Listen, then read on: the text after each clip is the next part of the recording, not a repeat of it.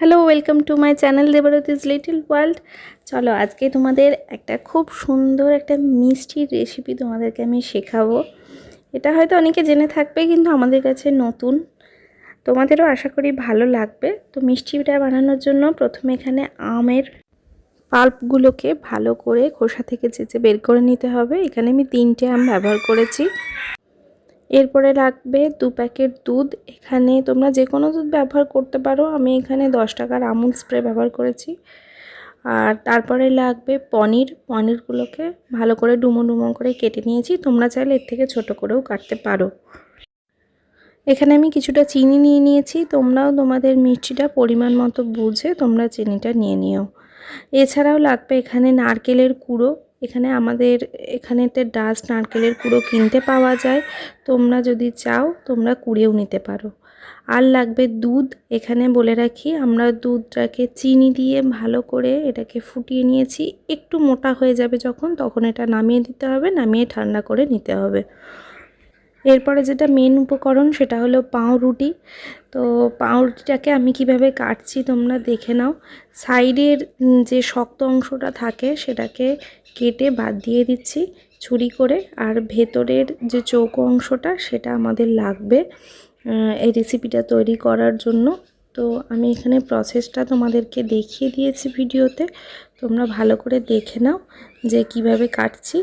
আর 4-5টা কাটা হয়ে গেলে এইভাবে আঙুল দিয়ে প্রেস করলেই দেখবে ভেতরের অংশটা বেরিয়ে চলে আসছে।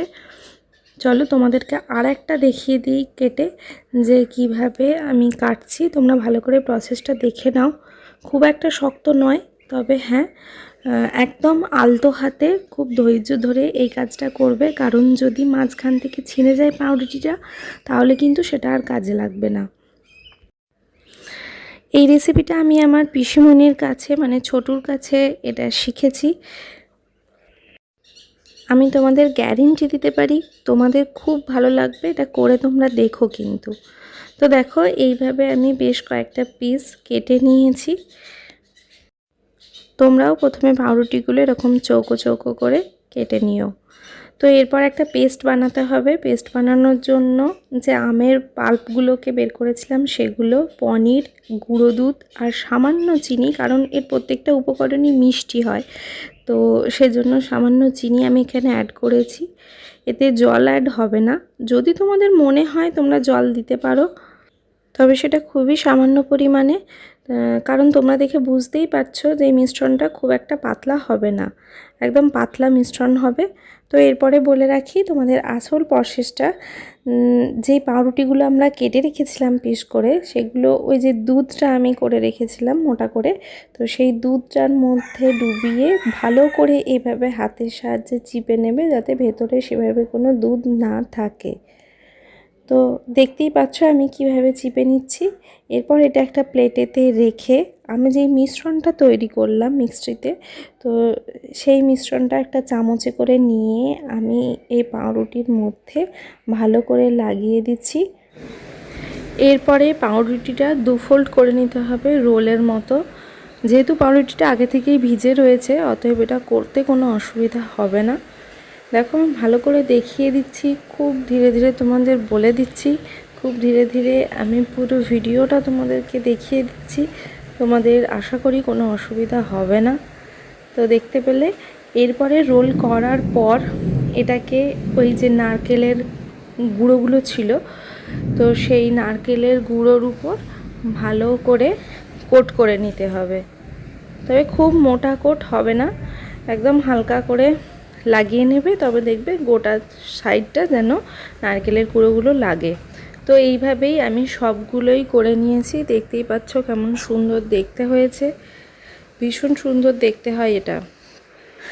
তো এরপর এগুলো আমি ফ্রিজে রেখে দেব প্রায় 2 ঘন্টার জন্য। তোমরা চাইলে তার থেকে বেশিও রাখতে পারো, তবে কমপক্ষে 2 ঘন্টার জন্য রাখতে হবে, তাহলে ভেতরটা জমে যাবে এবং খেতে ভালো লাগবে।